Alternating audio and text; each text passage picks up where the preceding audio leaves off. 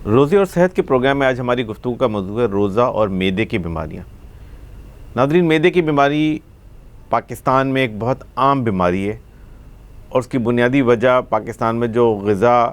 کے استعمال میں عدم توازن ہے اور جو مصالحوں کا استعمال بہت زیادہ ہوتا ہے، اس کی وجہ سے کافی بڑی تعداد میں تقریباً 20 سے 25% افراد پاکستان میں مختلف معدے کے امراض کے اندر مبتلا ہیں، اور ظاہر ہے ان افراد کی بہت بڑی تعداد رمضان میں روزے بھی رکھتی ہے۔ تو اس حوالے سے کیا احتیاطیں مطلوب اور مقصود ہیں، یہ ہماری آج کی گفتگو کا موضوع ہے۔ اور اس حوالے سے کئی بیماریاں ہیں کہ جو معدے کی بیماریوں میں شمار ہوتی ہیں۔ ان میں ایک سب سے بڑے پرابلم تو لوگوں کو تیزابیت، معدے میں تیزابیت کی شکایت ہے، جو کہ ایک بہت کامن پرابلم ہے۔ اس کا بڑا گہرا تعلق ہے مصالحوں کے استعمال سے، مرچ کے استعمال سے، اور چائے، کافی اور کیفینیٹڈ ڈرنکس کے استعمال سے، کہ جس کی وجہ سے معدے میں تیزابیت بڑھ جاتی ہے اور اس کی وجہ سے پھر لوگوں کو تکلیف ہوتی ہے، ڈکاریں آتی ہیں، معدے کے اندر بد ہضمی ہوتی ہے اور اس طرح کر کے کیفیات ہوتی ہیں۔ تو رمضان کے اندر بھی چونکہ رمضان کا بڑا گہرا تعلق غذا کے ساتھ ہے، اس لیے اس حوالے سے ہمیں کیا احتیاطیں کرنی چاہیے، یہ ہماری گفتگو کا موضوع ہے۔ ان میں سب سے پہلی چیز تو یہ ہے کہ رمضان میں ہمیں اس بات کا اہتمام کرنا چاہیے کہ ہمیں غذا کے استعمال کے اندر ایک توازن پیدا کرنا چاہیے۔ غذا کی مقدار زیادہ نہیں ہونی چاہیے۔ اس حوالے سے تو ویسے بہت ساری احادیث بھی موجود ہے کہ ہمیں اپنے پیٹ کا 1/3 کھانا چاہیے، حلق تک بھر کے پیٹ کو نہیں کھانا چاہیے۔ ایون اگر آپ کو یہ بھی پتا ہو کہ پورا دن بھوکا رہنا ہے یا پورا دن بھوکے رہ چکے ہیں، تو بھی توازن کے ساتھ غذا کا استعمال جو ہے معدے کے لیے بہت ضروری ہے۔ دوسری بات یہ ہے کہ دنیا بھر میں معدے کی بیماریوں کے لیے تو یہ فاسٹنگ تھیراپی ایز اے طریقہ علاج اختیار کیا جاتا ہے، اور دیکھا یہ گیا ہے کہ کافی لوگ جن کو معدے کی بیماریاں ہوتی ہیں،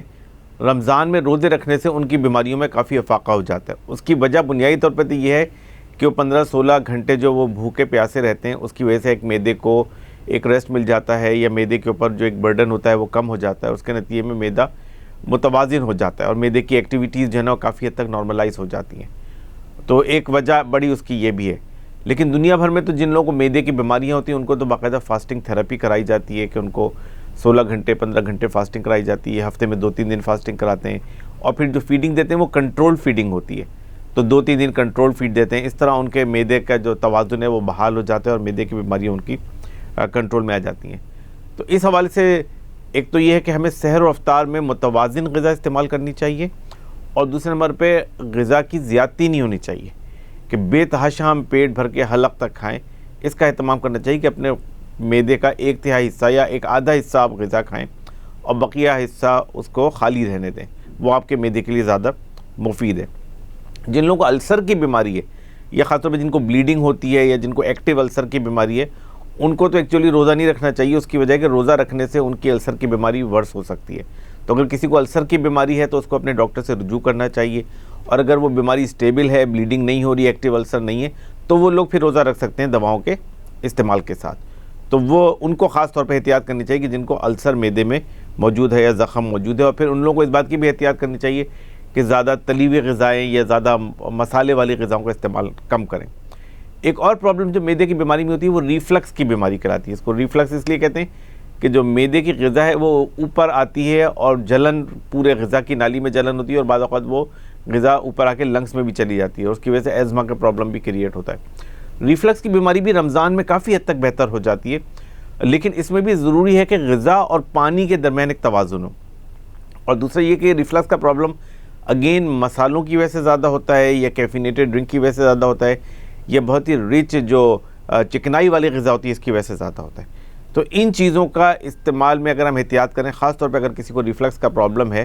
تو وہ ان چیزوں کے استعمال میں احتیاط کریں، تو اس سے رمضان کے اندر ان سمٹمز کے اندر کافی کمی آ سکتی ہے۔ لیکن اسی طرح ریفلکس کے لیے بہت ساری دوائیں استعمال ہوتی ہیں، تو وہ اگر کسی کو پرابلم ہے تو اس کو دوائیوں کا استعمال جاری رکھنا چاہیے۔ بالخصوص رمضان میں چونکہ پرابلم زیادہ ہوتی ہے، لوگ بہت زیادہ کھانے پینے میں بے احتیاطی کرتے ہیں، تو رمضان میں بعض اوقات یہ تکلیف بڑھ جاتی ہے، تو اس صورت میں اپنے ڈاکٹر سے مشورہ کر کے اس کا علاج بھی کیا جا سکتا ہے۔ لیکن سمجھ لیں کہ رمضان کے مہینے میں ہم اگر چاہیں تو اپنے معدے کے فنکشن کو بہت بہتر کر سکتے ہیں اپنی ڈائٹ اور اپنے پانی کے کنٹرول کے ذریعے سے، اور جو کچھ ہم کھا رہے ہیں اس کے کھانے پینے کے احتیاط کے ذریعے سے، اور اگر ضرورت ہو تو پراپر دوا کے استعمال کے ذریعے سے۔ اور ہمیں اس کو فوکس کرنا چاہیے کہ رمضان ہمارے لیے معدے کی خرابی کا ذریعہ نہ بنے، یا ہمارے معدے کے فنکشن کی خرابی کا ذریعہ نہ بنے، بلکہ یہ ہمارے معدے کی بہتری کا ذریعہ بنے۔